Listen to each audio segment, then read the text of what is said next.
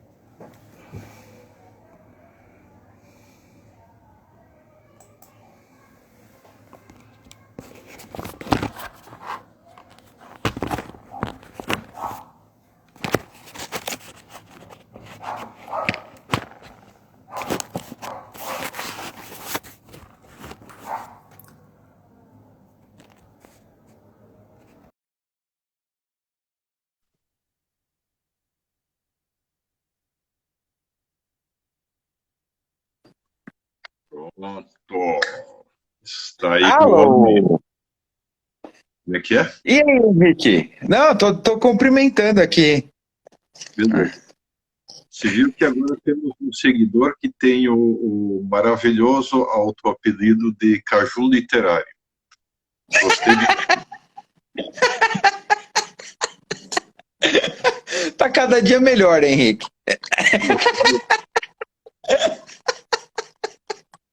É, cortou o cabelinho. Ah, chega uma hora que se não aguenta mais de coceira, aí se corta, né? Eu sei bem como é isso. Exatamente. E aí, Henrique, olha, você é um herege ariano? Eu espero que não, né? Invertendo o que dizia Santa Joana d'Arc, se eu for, que Deus me tire disso quanto antes. Se eu não for, que Deus me conserve disso. Boa noite, Vitor. Boa noite. Eu acho que dá para começar, né? Esse é o tema da nossa live. Eu coloquei lá exatamente essa pergunta. Você é um herege ariano? É isso aí, né? Então, ele já começa me acusando disso, uma tristeza. E a clássica imagem de São Nicolau metendo uma bofetada no Ário. Exato. Bem na orelha. É. Exatamente. Muito bem. Na verdade, eu achei a figura original a que eu estava me referindo e descobri onde é. É um mosteiro no norte da Turquia, nas montanhas De- pônicas. depois você me manda que eu ponho lá pro pessoal. Beleza, exatamente. É muito divertida, mas é bem mais tardia do que eu pensava. É século XVIII, XVII, 18, né? É. 1700. Eu gosto muito da do Cásparo, porque ele tem um estilo que ele deixa, e isso ele faz em todas. Ele gosta de fazer mãozonas. Uhum. Então, e aí casou muito bem a mãozona de São Nicolau na cara do Ário, assim. Realmente. É o peso da lei divina na cara do Ário. Bem, mais ou menos. Não é tanto lei, né? Dá uma solpadinha no ar, eu vou dar uma solpadinha parcial dele. Manda bala. Então, beleza. Bom, boa noite a todos os que chegaram, boa tarde, etc e tal. E agora vamos então ao frango, ou melhor, ao flango, como dizem os chineses, né? Ok.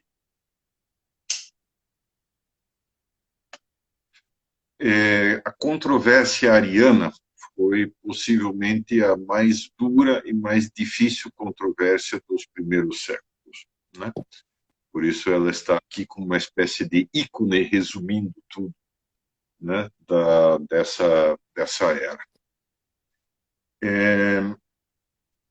E como possivelmente o problema continua a ser grande hoje em dia, embora as pessoas não tenham a menor consciência disso, Mas o fato é, está cheio de hereges arianos por aí, né? E conforme vi recentemente, uma pesquisa nos Estados Unidos apontou que 70% dos católicos não acreditam na divindade de Cristo. Portanto, são hereges arianos, né? Mesmo Sim. que não tenham a menor consciência disso. Uhum. E, em geral, todo o pessoal que pelo menos tem o batismo, mas que acha, não, essa história, não, Cristo é um grande homem, é um homem excepcional, é um dos maiores profetas da história, é um sábio como poucos houve iguais ao longo da história, Talvez merece... só o Buda chegue perto dele, né? Exatamente, talvez só o Buda, e olha lá, talvez o Maomé, mais os sete sábios do Tibete. Né? Mas, enfim, o fato é legal, isso aí é tudo menos cristianismo. Está completamente longe disso. Ó, o Oxumense, seja bem-vindo, Oxumense, caso você esteja assistindo. Né? Ok. Então, o que raios vem a ser a controvérsia ariana e quem raios vem a ser o Ário, que provavelmente a maioria nunca ouviu. Né? Ário era um presbítero de Alexandria, ou seja, um sacerdote, né? Que ensinava o seguinte, para isso precisamos entender um pouquinho o contexto, que já faremos logo a seguir. Ele ensinava, olha, Cristo, não vamos dizer que ele era 100% Deus, né? Porque, claro, ele é uma pessoa diferente de Deus, e como 99% das pessoas hoje em dia, ele pensava, não, uma pessoa diferente significa que ele tem que ter uma hipóstase, ou como dizia, se foi dito depois pelos seguidores de Aristóteles, em latim, é uma substância diferente. Ou seja, ele é outra natureza que é divina, né? Porque senão seríamos obrigados a dizer que existem dois deuses. Então, Cristo não podia ser um segundo Deus, né? Porque, claro, dá para provar de várias formas diferentes que Deus é um só. Né? Não existe a possibilidade de haver mais de um Deus, porque senão um dos dois teria que ter características do que o outro não tem, e naturalmente, então, nenhum dos dois se encaixaria na definição de Deus propriamente dito. Então, Deus só pode haver um, e se Cristo é uma pessoa diferente, é uma natureza, uma substância diferente, então ele não pode ser exatamente Deus. Né? Como o pessoal era muito influenciado pela filosofia neoplatônica naquela época, e o neoplatonismo é, digamos assim, um esforço por apresentar a tradicional religião panteísta pagã dos gregos e romanos, né, uma maneira mais moderna, assim, uma linguagem, uma terminologia mais filosófica, e que, portanto, digamos, já pudesse ser aceita pelos platônicos, que, enfim, tinham criado a terminologia, mas também pudesse ser aceita por estoicos, epicuristas, duas outras grandes correntes filosóficas da época, e, quem sabe, até pelos aristotélicos. Né? Uma Além de grande que, reforma do paganismo antigo, né? exatamente, é uma grande reforma que deixa o paganismo, de fato, muito mais bem estruturado, muito mais lógico, né? Muito mais imbuído de lógica, vamos dizer assim, embora sua base continue a ser analógica, isto é, não lógica, mas metafórico-comparativa, vamos dizer assim. Né? Ok. Aí qualquer coisa, vocês podem pedir para o Gabriel fazer uma live, a qual eu só assistirei mandando a narração para ele, né?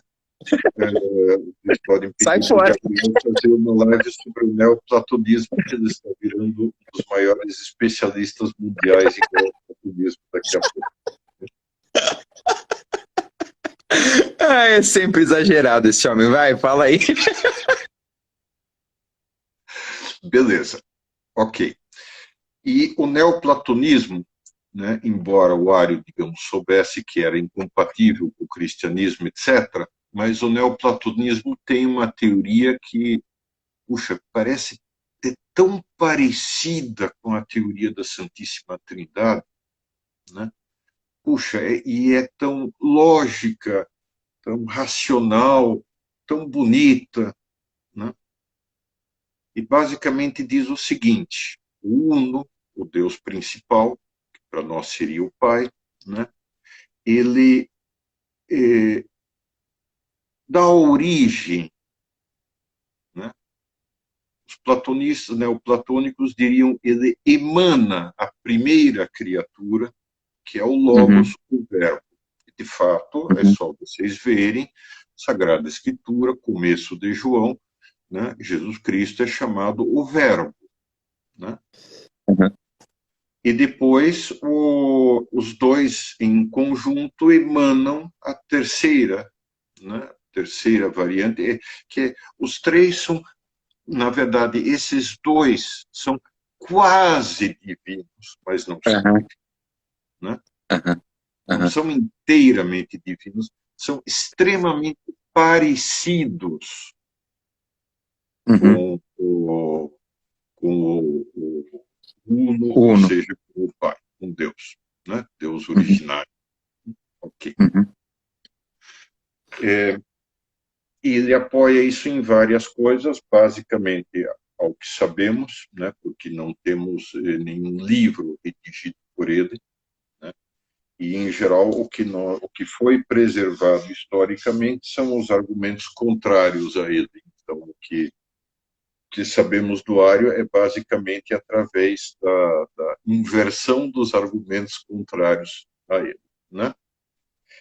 Então, ele diz o seguinte, né, que é, então, vamos dizer o seguinte, né, dizer duas pessoas em Deus é muito forte, porque parece que são dois deuses, isso não dá, não conseguimos entender isso, né? Porque aí, de certa forma, vai contra a própria natureza divina, que é necessariamente uma só, né? Tem que ser um, né? Tem que ser uno e único, digamos, como nós formularíamos isso hoje, né? Então, vamos dizer que o verbo é a primeira, não podemos falar em emanação, uma vez que somos cristãos, né? Portanto, é a primeira criatura de Deus, né? É um ente que é tão perfeito, que é quase Deus, mas não é Deus, né? Pronto, conseguimos resolver essa questão. E, claro, Uhum. os dois, né, criam o Espírito Santo, que seria, então, a terceira criatura, digamos assim, não, a segunda Uhum. criatura, a partir do próprio um, né? Uhum. Então, ele faz uma adaptação das palavras, ou uma adaptação do que o neoplatonismo usa para entender a Deus, né? Uhum. E formulando de uma maneira mais compatível com o cristianismo. Uhum. E no fundo ele está partindo quase de um problema lógico, né, Henrique? Sim, quer dizer, como resolver isso, naturalmente, foi o problema em todo o começo do cristianismo, que é, quer dizer, como falar de Deus com propriedade, sabendo Uhum. que a Sagrada Escritura nos diz que Deus é um só, e a lógica também Uhum. nos diz isso, só pode haver um Deus, né? Uhum. Mas, Uhum. no entanto, nós temos Pai, Filho e Espírito Santo. Uhum. E como é que a gente pode resolver isso? Bem, né? Quer dizer, então vamos dizer que não é assim 100%. As outras Uhum. pessoas são 100%. São só 99,9%. São deusóides, não deuses, né?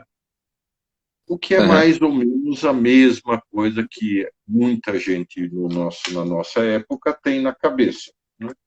Não conhecem a teoria neoplatônica, muito provavelmente, não têm uma noção mais filosófica e aprofundada do assunto, mas dizem, puxa, não, de alguma forma precisamos resolver isso.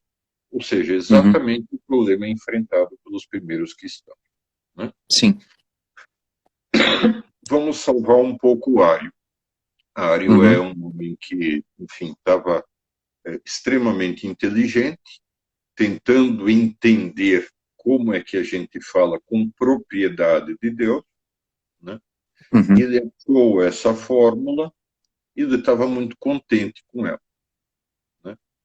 Por outro lado, não era um homem que, digamos assim, usasse a prudência no sentido de dizer o seguinte, peraí, então isso aqui, vamos confirmar isso com o bispo de Alexandria, primeiro, né, com o bispo da cidade, é óbvio, e depois nós vamos tentar, digamos, vamos discutir isso em pequena escala para todo mundo, digamos, chegar a um acordo e depois a gente lança em público, né? Ele não teve essa sabedoria de fazer as coisas dessa forma, mas, pelo contrário, já saiu pregando a sua solução. E o resultado foi, né, que ele começou a ter um grande número de adeptos, mas, por outro lado, claro, então você também tinha um número maior ainda de cristãos ortodoxos. Não, como assim que Cristo é criatura? Ele não é criatura, é Deus, não pode ser uma criatura. Né? Sim. Porque se Cristo é uma criatura, então simplesmente não ocorreu a redenção, não estamos redimidos. Sim.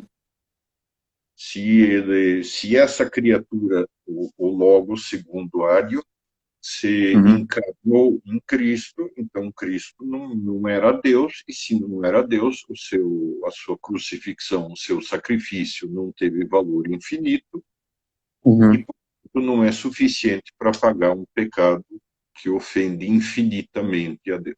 Né? Sim. Não há possibilidade. E, portanto, quer dizer, foi completamente inútil toda a tentativa de Deus, toda a tentativa, né?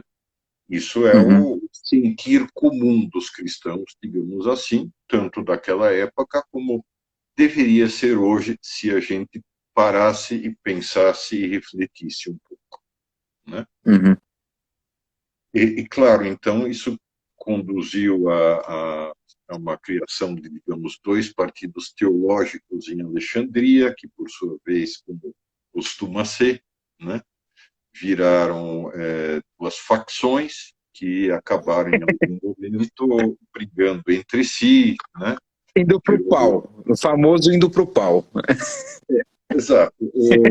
Na época, é bom lembrar, né, as questões teológicas, quer pela natureza mesmo do povo, que estava acostumado à filosofia, que tinha, digamos, essa capacidade de discutir, etc., né?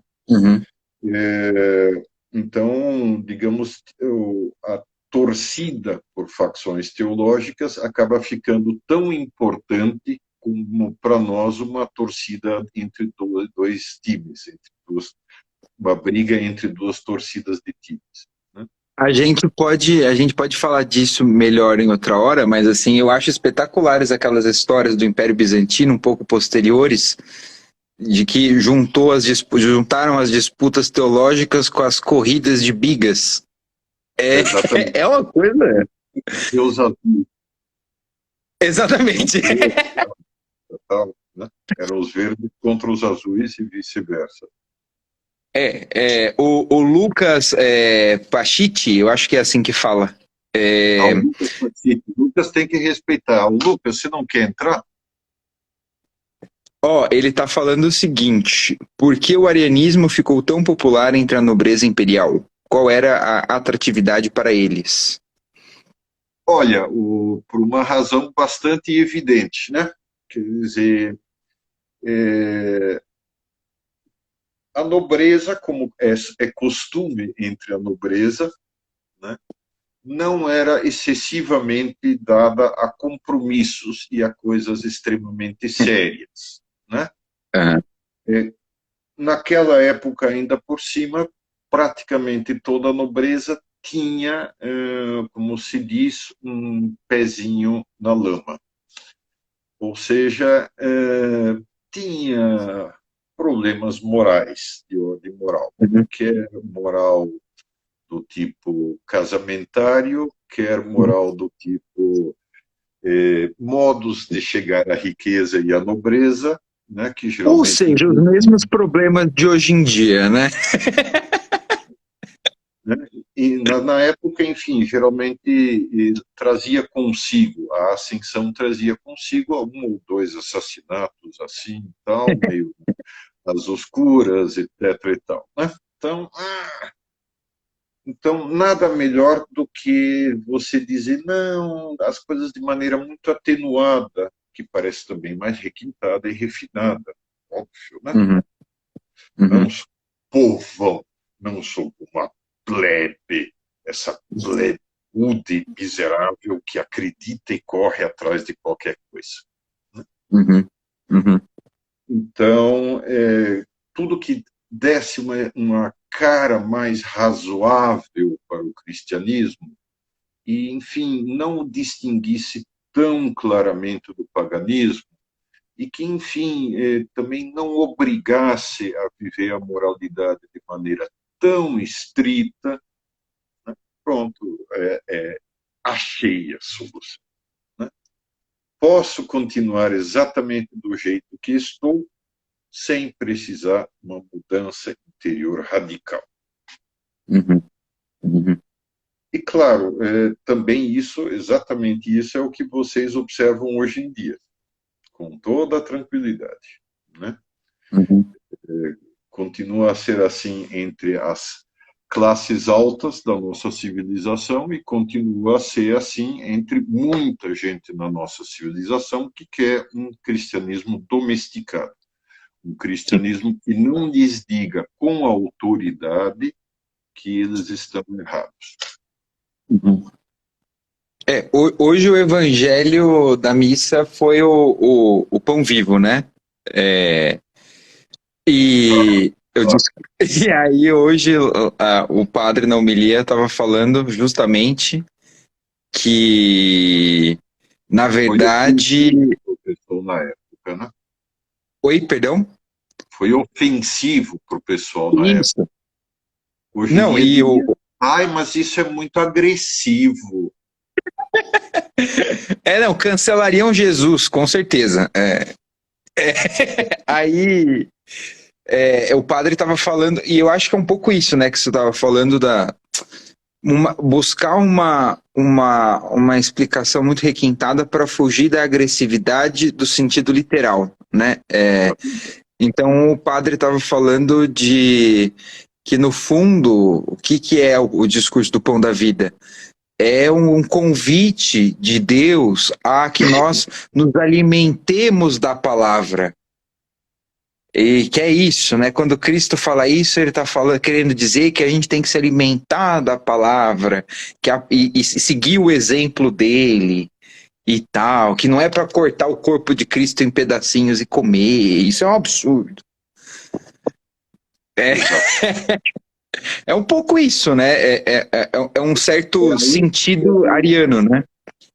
exatamente, é a ânsia de transformar o cristianismo em uma coisa, um pet domesticadinho, muito simpatiquinho, que, né, começa a balançar a cauda para você, chega perto para receber os taus, e de resto é totalmente desimportante e que você não quer nem saber dele. Né? Uhum, uhum, uhum, É isso. uhum, Quando você pensa nele, é algo, digamos, de acordo com o seu desejo. Né? uhum.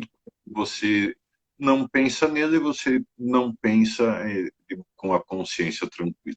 Né? Uhum. Agora, Lucas, você estudou esse assunto no mínimo tanto quanto, se não muito mais do que eu. Você poderia entrar nessa live aí, né? Então, pare de se esconder e venha cá. Sinta-se intimado.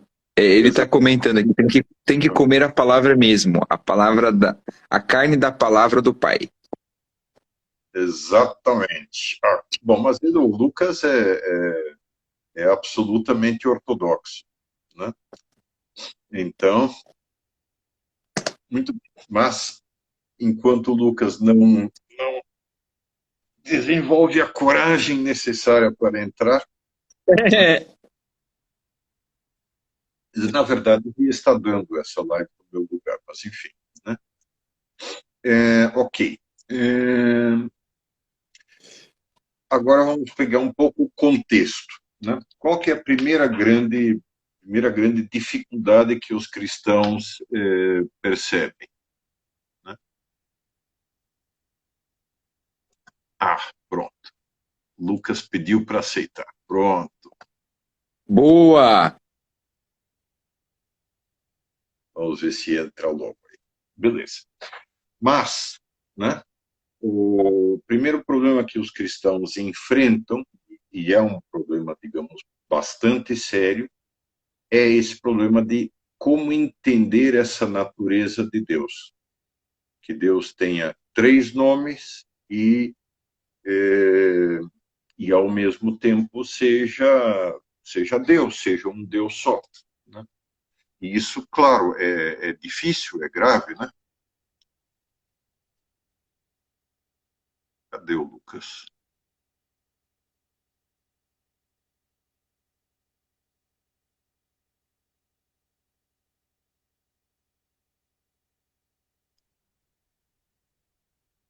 Ele deve.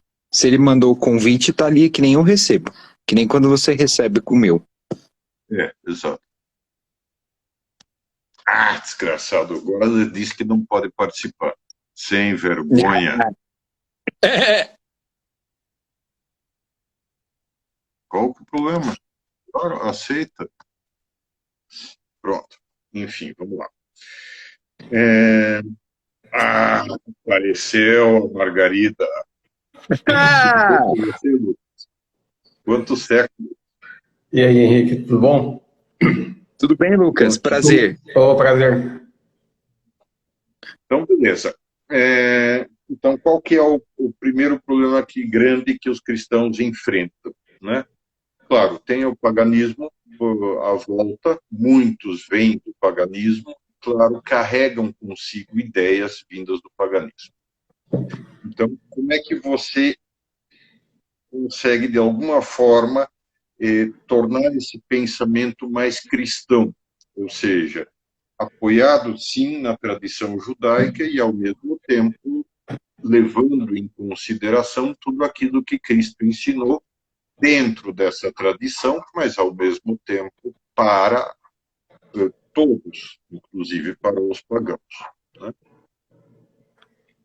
Então, como vamos formular esse negócio, né? Deus é um só e, no entanto, há três figuras, vamos chamar de figuras provisoriamente, né?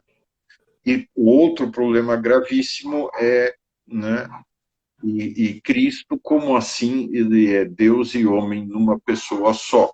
Como é que se... Porque, claro, não conhecemos nenhum outro exemplo de alguém que se manifeste de três formas diferentes, nem outro exemplo de alguém que é duas naturezas diferentes numa só, né? Então, como assim? E, claro, isso implicava naturalmente que houvesse uma dezena ou mais de explicações erradas para que se conseguisse, enfim, depois de tentativa e erro, chegar numa formulação decente e aceitável que considerasse o conjunto dos fatos, e o conjunto dos fatos hoje em dia significa simplesmente, hoje em dia, pelo menos nos primeiros cristãos, e, na verdade, até hoje em dia, significa palavras que expliquem isso de uma maneira, ao mesmo tempo, racional, sem tirar o mistério que está presente naquilo.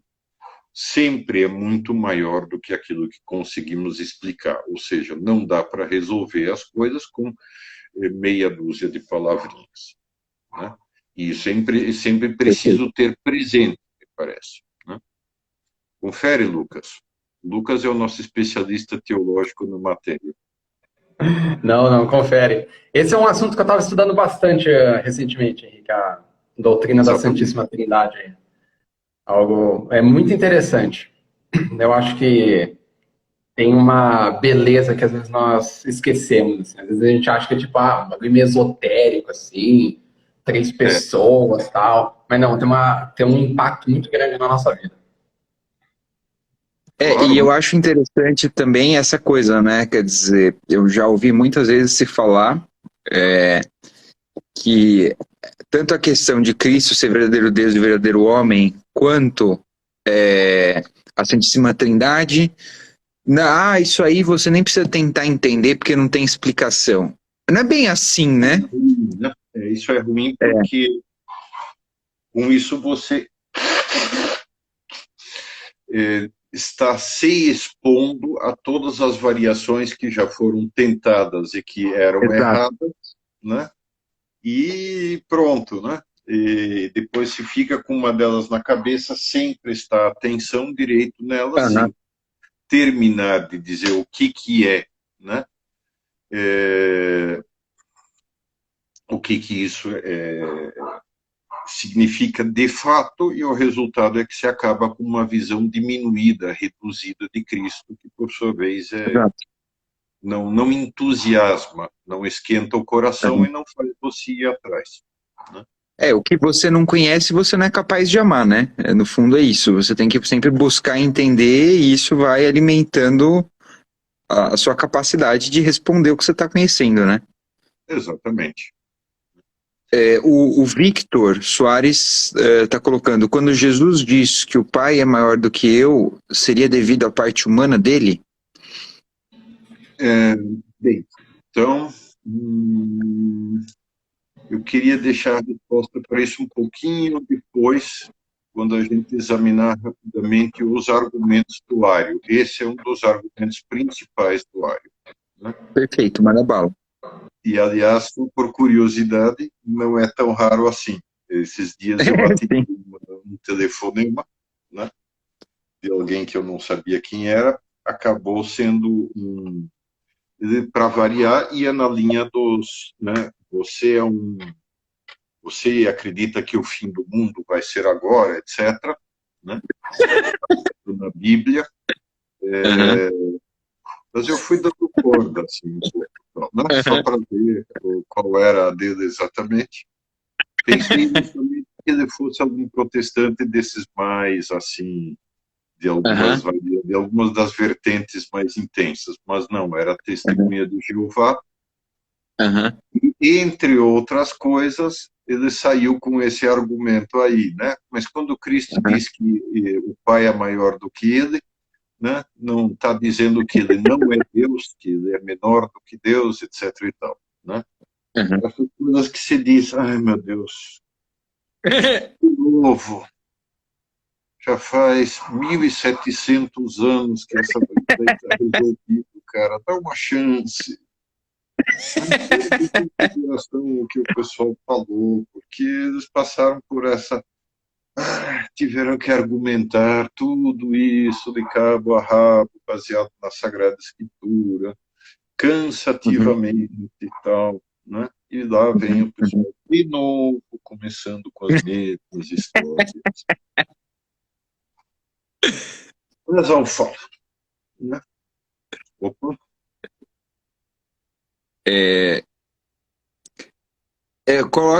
o Miguel está colocando aqui como o arianismo continua a nos afetar, se ele se reinventou, se ele ganhou uma roupagem moderna, e ele está falando, ele acha que isso se conecta com o que nós estamos conversando. não, claro. Isso, na verdade, é depois da parte dos argumentos do Ario, isto é, a carreira do arianismo ao longo dos séculos.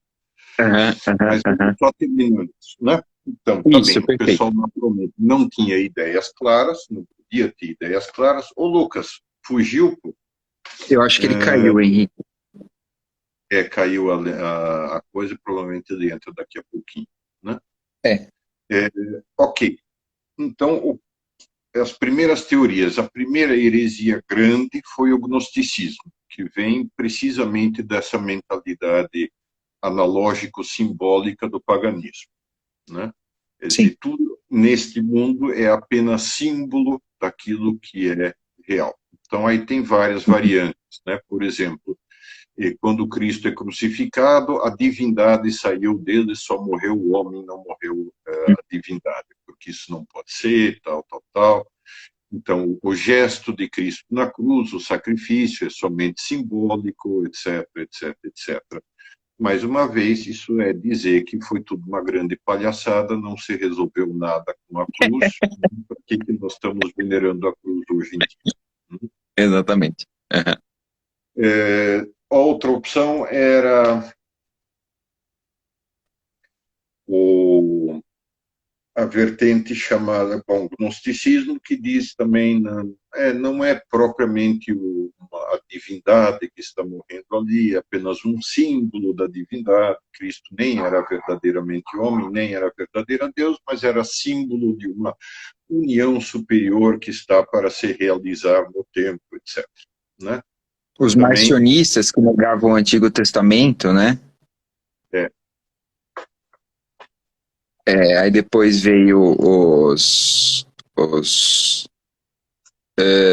aí começa a aparecer os nestorianos, aí começa a pulular a heresia cristológica nessa época, né? Os nestorianos são posteriores a essa questão aí inicial, né? O mais comum agora, inicialmente, era o sabelianismo, cujo nome vem de um presbítero, no caso romano, que era o Sabélio, né? E o Sabélio dizia que, olha, o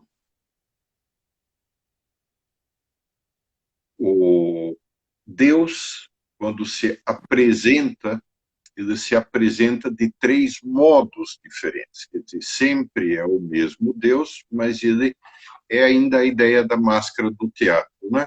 Quer dizer, pessoa é máscara de teatro. A primeira versão de pessoa para os gregos era a pessoa como a máscara em que o ser se apresenta. Deus aparece com uma máscara severa no Antigo Testamento, né?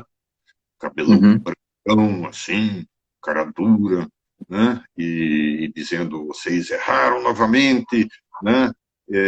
Vocês vão ter que sofrer por isso, vocês vão agora passar por um período de opressão por outros povos até vocês aprenderem né? Vocês vão passar no exílio até vocês aprenderem a me obedecer, etc. e tal, né? A segunda, no Evangelho, Cristo se apresenta com a cara de Cristo, muito mais amável, muito mais legal, conversa com as pessoas, ajuda os mais necessitados, cura gente doente, expulsa demônios de outros, né? Faz milagres para alimentar todo mundo. Então, é o mesmo Deus, mas agora com uma máscara, né, diferente. Terceira versão é o Espírito Santo, né? Cristo sobe aos céus, então aquela máscara sobe aos céus, tirada de cena. E aí aparece a terceira máscara. A terceira máscara é a máscara do Espírito Santo, que atua no seu coração, fazendo com que você a Deus. Portanto, o batismo, na verdade, não cria um estado novo na pessoa, simplesmente é Deus que está em diálogo permanente com ele. Né? Essa também é uma heresia muito comum hoje em dia, né? Totalmente, né? Totalmente. é sempre o mesmo Deus, só Deus, etc. Acabou, ponto, não compliquem Aham. as coisas, seja simples, etc. e tal. Uma consequência disso significa, no Oriente o pessoal estava mais acostumado a pensar, tinha muito mais tradição filosófica. Então, Uhum. do sabelianismo, da posição sabeliana, nasceu uma corrente que se chamava patripassianismo. Ou seja, né, não é Cristo que sofreu, não é Cristo que fez o sacrifício e o oferece ao Pai. O Pai sofreu com Cristo na cruz. Todos sofreram, porque é um Deus só, né? Uhum. Portanto, Deus inteiro sofreu. Espera aí, Deus não pode sofrer porque está na eternidade, né? Aham. O verbo na eternidade não sofreu, né? Uhum. O verbo aqui sofreu, encarnado Uhum. sofreu. E nesse Uhum. sentido, pode-se dizer sim que uma pessoa divina sofreu, mas não a natureza, Sim. né? Uhum. Que esse pessoal Uhum. dizia, não, então toda a natureza divina sofreu. E Uhum. se é assim, pronto, acabou novamente, né? Então, Deus morreu. Eles abriram as portas para o Deus morreu do Nietzsche, por exemplo. Exato. Peraí, então se Cristo morreu, Deus morreu. Deus morreu, morreu. Como assim? Uhum. E o que ressuscitou, então? Bom, provavelmente nada ressuscitou. Provavelmente isso é só uma... Né? Aham. Aham. Ou seja, é isso, né? E aí, e depois a heresia seguinte foi o arianismo, né? Que para Uhum. evitar esse problema do patripassianismo e o problema do sabelianismo, né? Um Deus só que sofre, então ele diz, não, vamos dizer que então que o que sofreu não foi uma criatura divina, mas foi uma criatura quase divina, né? Uhum. Tudo bem, essa pode encarnar e morre, então e tem um valor quase divino, mas sim, quase divino não é divino, portanto, é quase infinito, mas não é infinito o valor, e então serve quase para apagar os nossos pecados, mas não apaga na realidade. Sim. Uhum. Uma analogia que eu gosto, assim, me ajuda a entender, é como se o Ario visse Cristo como nós vemos Nossa Senhora hoje, né? É, Exatamente, né? o ser mais perfeito de todos os possíveis da criação. Exatamente. Mas, né, não Deus. Então, se não É. é Deus, então não ocorreu redenção. Então, Uhum. ok. O arianismo tinha como opositor principal um diácono, nem presbítero era, de Alexandria, chamado Atanásio, né? E o Atanásio dizia, não, isso não bate. E, de fato, conversou com o bispo e houve uma condenação primeira do Ario. Mas o Ario não calou, né? Uhum. E estava Uhum. ganhando um segmento, bastante gente que apoiava ele, também em todo o resto do Império Romano do Oriente, né? Uhum. Porque, enfim, parecia tão razoável isso, né? E o pessoal não estava percebendo que dava problema grave, né? Uhum. Eu simplesmente tirava todo o valor do cristianismo e que, se isso tivesse triunfado, provavelmente a igreja teria acabado em 1 ou 2 séculos, né? Sim. Portanto, fez-se um primeiro concílio, né? Assim que acabou a perseguição de Diocleciano, né? Diocleciano morre, e Constantino assume. Então, Constantino, em 313, transforma o cristianismo em uma das religiões oficiais do Estado. Portanto, já não podia mais ser perseguido, né? Sim. O que era uma maneira por um lado, muito esperta. Um dos cálculos que há é que no Império Romano do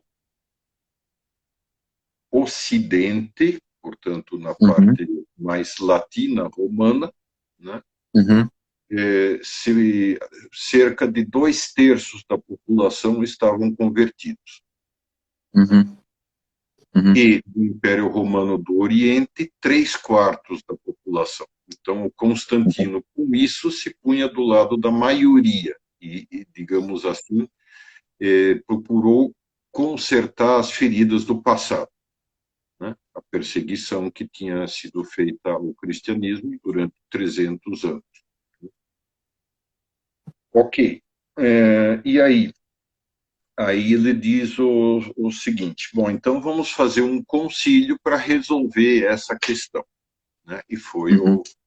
o segundo concílio da igreja, o primeiro é do ano 49, para resolver o problema dos judaizantes, os que diziam que você tinha que cumprir a lei de Moisés na íntegra, incluída circuncisão e incluído proibições alimentares, como, por exemplo, não se pode comer porco, nem todos os derivados do porco. Ou seja, para São Paulo, não tem mais mortandela, meu, né? Acabou a mortandela, meu. Não pode comer mais nada que vem de porco, né? O que, Olha, enfim, eu seria limitia bastante. neoplatônico numa dessa aí, viu? Como é que é? Se isso aí tivesse vingado, eu seria neoplatônico, porque não dá. Sem Exatamente. A porco. imensa maioria de nós seria neoplatônicos, né? Era um grande rival para o cristianismo nessa época, né? O neoplatonismo parecia a grande solução para os pagãos para ter uma religião decente, organizada, estruturada, não baseada em mitos meio, né, sangrentos demais, canalhas demais, com deuses sacanas até a última, né? Né? Então, quer Uhum, dizer, uhum, tudo já estava, o pessoal não aguentava mais aquela época lá, né, aquela mitologia pagã. Então, uhum, o platonismo parecia aquela religião sensata, profunda, verdadeira, que falava da salvação da alma, né? E uhum, tudo tranquilo, né? E, portanto, nossa, nada melhor para combater o cristianismo do que sim. essa linha, né? Uhum, Beleza. Aí, ok. Então, no Concílio de Nicéia, discutiu-se longamente as teorias e os argumentos do Ário, né? E o resultado foi uma condenação. Não se pode falar isso, né? Não se pode uhum, falar isso porque é errado. O filho é conatural com o pai, ou consubstancial, como aparece no Credo de Nicéia, né? uhum, uhum, uhum. Acho que logo na segunda linha, né? Sim, sim. É, eu É, creio em Deus Pai Todo-Poderoso. É, logo no começo. isso, logo no começo. E depois, o tarará, homoousios em grego, né? Uhum, uhum, Depois, logo a seguir, condenou o Ario a exílio e a ficar quieto, né? E diga-se em favor dele que ele fez exatamente isso, foi sem reclamar para o exílio, né? E daí para frente não mencionou mais as suas doutrinas, foi muito reta e correta a atuação dele.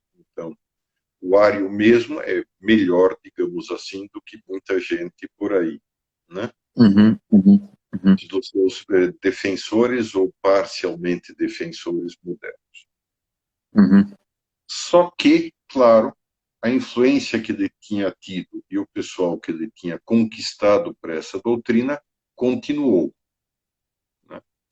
Então, depois do Concílio de Nicéia, assim como agora tem o pessoal que fica dizendo, não, o papado é inválido desde, aí vai do gosto do freguês, né? Desde Paulo VI, ou desde João III, João XXIII, ou desde Pio XI, desde quem você quiser, até desde Pio IX, enfim, né? À vontade do freguês. Então, e não, o certo mesmo é a missa do jeito que era antes do Concílio de Trento,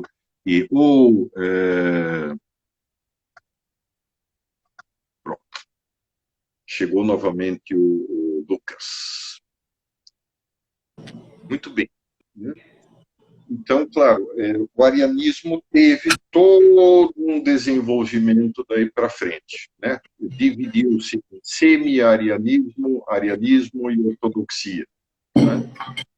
Os três grupos. Teve uma influência enorme ainda ao longo de pelo menos 500 anos após o Concílio de Nicéia, né? Até o ano 800 aproximadamente havia arianos, especialmente na Igreja Oriental, né? Possivelmente até a primeira divisão entre Igreja ortodoxa e católica é devida, em parte, ao mau espírito que se criou entre os ortodoxos católicos e o pessoal que era meio ariano. Então, já criou uma primeira fonte de desconfiança dos latinos dentro da igreja grega, né? O Fócio, não sei se não tinha alguma raizinha ariana, viu? Sinceramente, dá a impressão de que tinha. Houve um momento, né, Santo Atanásio continuou brigando e continuou, naturalmente, defendendo o Concílio de Nicéia. Aliás, a expressão homo usus, pelo que parece, é dele, né? Consubstancial, ele tem a mesma substância que o Pai, é tão Deus quanto o Pai, né? O único Deus quanto o Pai, participa da mesma substância. E aí, e o número de bispos que acabaram aderindo ao arianismo foi muito ainda. Mais tarde, o Atanásio foi enviado para o exílio, o qual depois voltou, por um concílio não ecumênico, no qual tinha 2 bispos ortodoxos. Em todo o Oriente, só conseguiram arrumar 2 bispos ortodoxos. Todo o resto era ariano, semi-ariano, parcialmente ariano, pró-ariano ou né, de alguma forma simpático ao ariano. Para vocês ficarem tranquilos, né? Ai, não, o concílio acabou com a igreja. Acabou nada, rapaz, né? Ah, mas não, o pessoal está destruindo a igreja agora, depois do concílio. Ih, filho, teve coisa muito pior no passado, muito pior. Não se preocupa muito que isso aí são as ondazinhas geradas por toda vez que tem Esse agora é totalmente for kids comparado com coisas que já aconteceram. Mas, enfim. Henrique, posso adicionar só 2 coisinhas? Claro, esse que você está aí. Na verdade, eu ia perguntar para você agora. Intervenha. Sobre a palavra consubstancial, homoousios, não foi Santo Atanásio que inventou. Na verdade, ela já tinha sido usada pelo Orígenes e pelo Papa São Dionísio, no século III. Tanto que o Santo Atanásio ele tem uma parte do livro dele que ele fala o seguinte, que o arianismo foi anatematizado pelo Papa São Dionísio antes mesmo do Ário nascer. Ele está falando assim, só pela doutrina que o Papa ensinou, já estava refutado o arianismo. Ótimo, né? Claro, esse negócio tinha saído todo. Na verdade, até Tertuliano, um escritor latino, fim do século, já falava em 3 pessoas e uma só natureza. Ou seja, tinha a formulação perfeitamente ortodoxa, só não tinha sido aprovada e não tinha tido uma difusão geral. Né? Uhum. Então, claro, né, é isso. Agora a pergunta do Santucci, do nosso amigo Miguel. Eu leio aqui de novo. Naturalmente, o arianismo persiste como uma forma de racionalismo. Né? Quer dizer, o racionalismo já tem dificuldade de aceitar Deus como Deus, propriamente dito. Ele sempre quer um Deus domesticado. Um Deus que dá o pontapé inicial do universo, depois se retira do campo e vai descansar nas Bahamas. Né? Ou seja, sai do jogo, não aparece mais. Então, os que ainda têm restos de fé em Cristo procuram essa explicação. Né? Já que a minha razão é absoluta, o que a minha razão deixa que Cristo seja?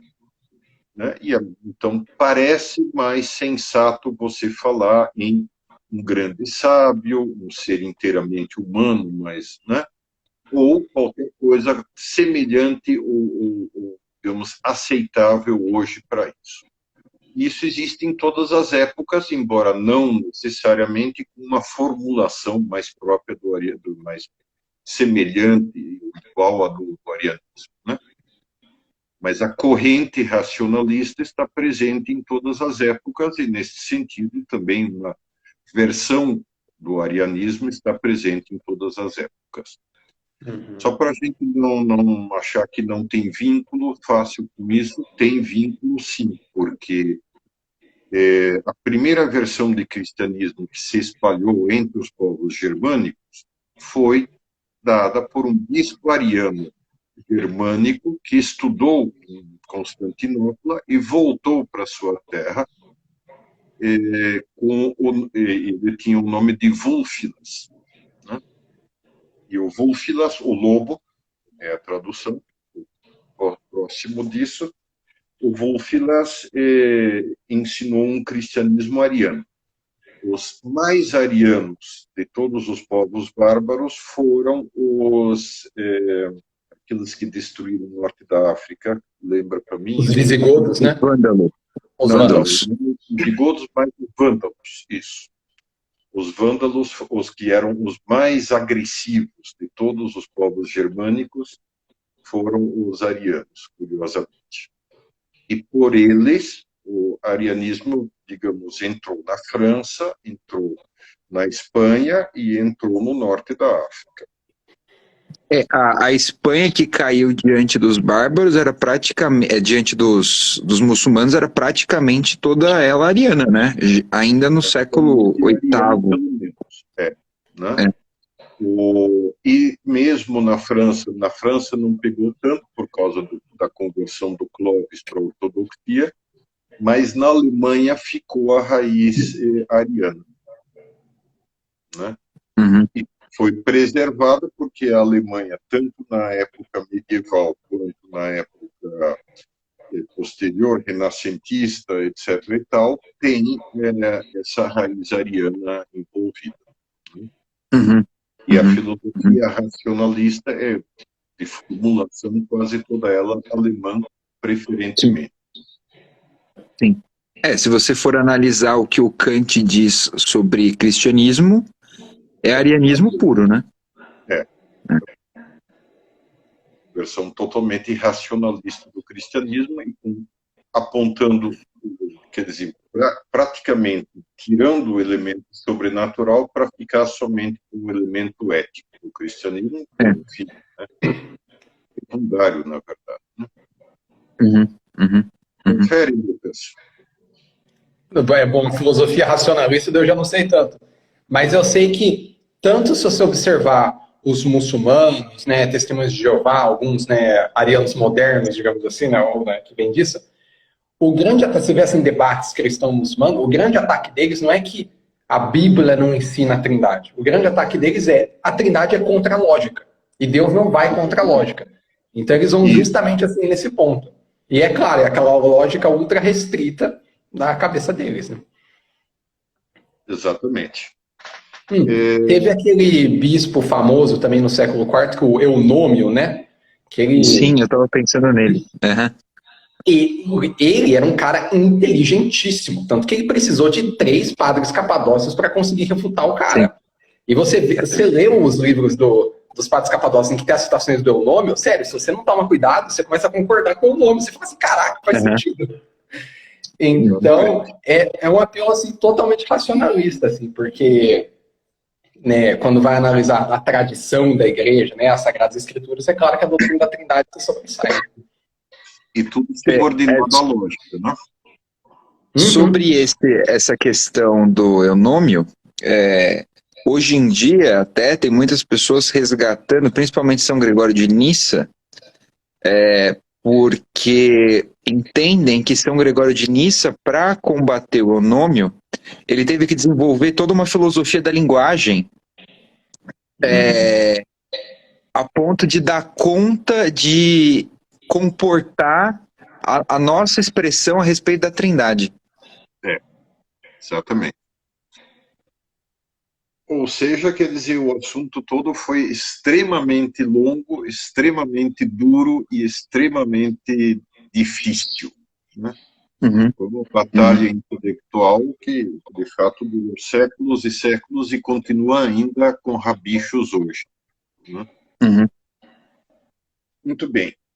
Os argumentos do Ario, basicamente o argumento maior é esse. Como é que é? O Pai é maior do que eu. Né? Esse é o mais importante. E qualquer outra passagem dos Evangelhos que pode ser interpretada como sendo feita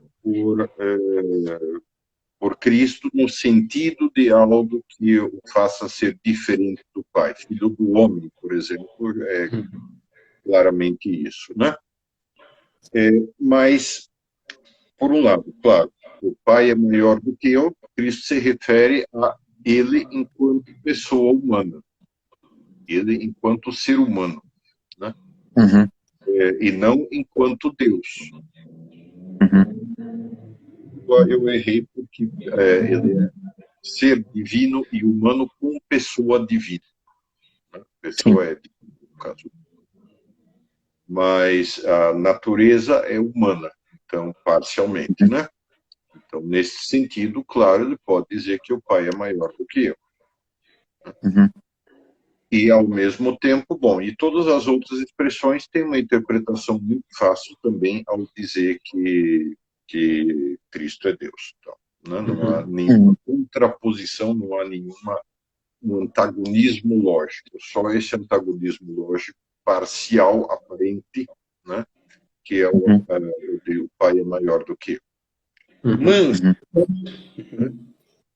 fala. Henrique, não, eu também, pegando aí um pouco da interpretação aí que os capadócios fazem, quando Jesus fala, né, que o Pai é maior que eu, né, uma outra interpretação bem comum, é que ele está se referindo à monarquia do Pai. O Pai é a única causa sem causa. O Filho procede do Pai, o Filho é gerado do Pai, né? Então existe uma hierarquia dentro da Trindade, mas é uma hierarquia de procedência, não uma hierarquia de poder, divindade, atividades, vontade, tudo está unido, né? É uma única hierarquia de quem causou, quem gerou quem, né? Exatamente. Nesse sentido, o Ario insistia também o seguinte, e naturalmente com isso ele tinha uma ideia errada da eternidade, ele simplesmente não entendeu o que significa eternidade. Né? Só um segundo.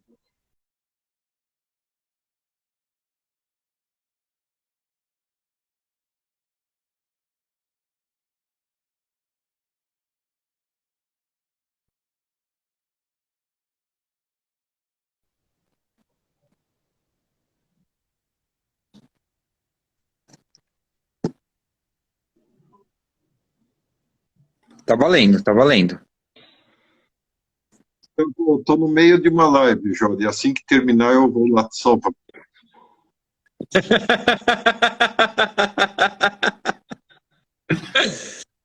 Pronto. Fala para ele dar uma volta no quarteirão. Daqui a pouco eu vou atrás de você. Beleza. Ok. E o outro grande argumento do Ario é o seguinte, né? O filho procede do pai, né?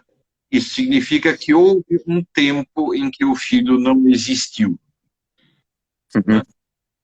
E, portanto, o Jorge cai fora. Deixa eu terminar a live.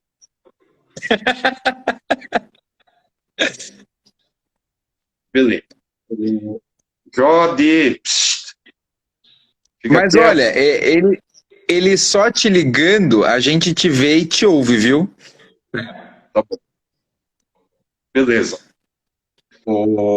Então, o outro argumento é esse, né? Quer dizer, houve um tempo em que o filho não era, e aí foi originado pelo pai, para não dizer nem criado, nem gerado, né?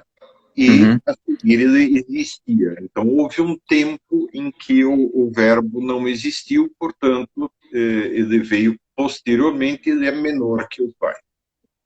Né? Quando não, quer dizer, eternidade não pode ser entendida como uma linha de tempo extremamente comprida. Né? A eternidade é um eterno presente o tempo todo. Né? Ou melhor, um presente sem tempo, sem antes ou depois. Né? Eternidade é agora, portanto, o filho, além de ser consubstancial com o pai, é contemporal ao pai, embora gerado por ele. Né? Mas a geração não necessariamente é um processo temporal que tem antes e depois. É mesmo porque né? Fala. A geração ela não é uma ação da vontade de Deus, né? É uma consequência da natureza de Deus, né? Então, se a natureza de Deus é eterna, então ela eternamente gera esse filho, já que ele é eternamente pai. Exatamente, isso. E vice-versa, a mesma coisa para o Espírito Santo. Né? Antes, a mesma coisa para o Espírito Santo. Muito bem. Faltou alguma coisa? Alguma pergunta não foi respondida? Não, está tudo zerado. Oi? O que mais você quer acrescentar? Você está pensando, significa que você tem ainda coisas a dizer. Eu acho que é interessante a gente enfatizar essa questão da monarquia do pai, que às vezes é esquecida. Porque quando a gente começa a deixar a monarquia do pai de lado, a gente começa a ficar meio preso nessas questões do arianismo, mas não. Então, eu acho que uma coisa que os capadócios falavam é o seguinte, que a palavra Deus tem significados diferentes. A palavra Deus pode ser usada de modos diferentes, né? Então, num certo sentido, você pode usar a palavra Deus para se referir apenas ao Pai. Assim, o nome, é o nome do Pai. E é exatamente assim que o credo niceno usa, né? O credo apostólico também a gente fala, né? Creio em um só Deus, o Pai Todo-Poderoso. Depois você fala, creio no Senhor Jesus Cristo, creio no Espírito Santo, que também é Senhor da vida, né? Então, então se Deus é o nome do Pai, então significa que o Filho e o Espírito Santo não são Deus? Não, claro que eles são. Eles são Deus porque eles possuem toda a divindade que o Pai também possui. Mas eles são ícones do Pai, né? Eles são imagens perfeitas do Pai, né? É por isso que a gente adora. Por isso que, né, Jesus fala assim, né? Quem me vê, viu ao Pai, que, né? Por isso que a gente adora Jesus, porque ele é um ícone perfeito da divindade, né? Claro. Nesse sentido é interessante que é um credo que pouca gente lê e medita, mas é interessante meditar nesse sentido o símbolo atanasiano, né? Porque ele enfatiza muito esse ponto específico. Exatamente. Ele destrincha pontinho por pontinho, né? As relações todas dentro da Trindade e aquilo que se pode dizer e o que não se pode dizer de Deus. E ainda sobre ele, vale a pena procurar. Símbolo atanasiano vocês encontram em qualquer compilação de orações da igreja. Tá? Não é fácil. E se a conseguirem, se tiverem acesso aí em inglês, tem um site chamado Newman Reader. E lá tem uma homilia, obra completa do Newman. E tem uma homilia do Newman meditando sobre o símbolo athanasiano. É espetacular, assim, dá para ficar meses só em cima disso. E eu recomendo muito para pegar um pouco tentar um pouco para aprofundar mais nesse ponto específico que o Lucas levantou. Sim. Muito boa, Lucas. Um último ponto aqui que eu gostaria de fazer para não deixar confusão nenhuma, né? Que você até falou um pouco, né, Henrique? Mas quando a gente fala das pessoas da Trindade, não é esse conceito moderno de pessoa, né? Que, inclusive, isso está bem comum entre alguns teólogos hoje em dia, falar que as pessoas da Trindade são centros de consciência e vontade. Não, não tem nada a ver. Em Deus, tudo é um, exceto as relações entre eles. Ou seja, a vontade é única. O Pai, o Filho e o Espírito Santo não se reúnem ali num conselho ali, vamos decidir uma coisa aqui, eu estou pensando isso, e o que você está pensando? Eu estou pensando isso, vamos decidir. Não, eles só têm uma vontade. E todas as atividades deles também são em comum. Quando Deus cria, não são três atos de criação, é uma criação só, né? Então, eu acho isso bem importante da gente entender essa transcendência até do conceito de pessoa em Deus, assim. É algo que está assim, bem acima da gente. Perfeito, exatamente. Com o único acréscimo a fazer aí é que Cristo tem uma vontade humana, né? Sim, verdade. Quando Cristo, na oração do horto, diz, não se faça a minha vontade, mas a sua, ele está fazendo precisamente a referência à vontade humana dele e à vontade divina. Sim. Que também é dele. Digamos, atribui a vontade divina ao Pai. Sim, sim. Muito bem. Perfeito. Espero que... Bom, então, só para terminar a pergunta, né? Vocês são hereges arianos? A resposta só vocês podem dar. Isto é, se vocês firmemente afirmam que Cristo é Deus e homem, 100% Deus, 100% homem, consubstancial ao Pai, atemporal como o Pai, eterno como o Pai, então sim, vocês são católicos ortodoxos. Se vocês têm dúvidas com relação a isso, então vocês são quase arianos que precisam, digamos assim, corrigir e complementar o que vocês têm hoje. E se vocês claramente pensam que não, né, Cristo não é Deus, não pode ser Deus, então sim, são hereges arianos. Perfeito. Bem, perfeito. Olha, mais alguém quer fazer uma declaração final? Lucas? Estou bem.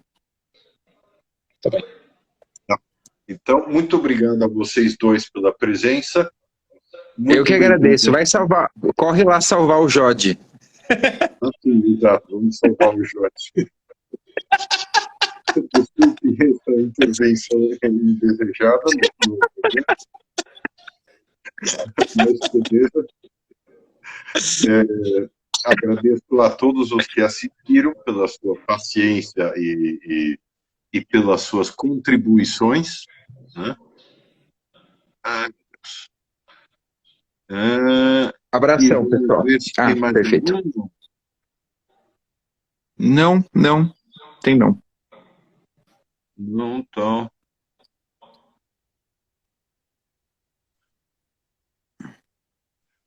O Miguel gostou da imitação de paulistano. Meu, acabou a mortandela, meu.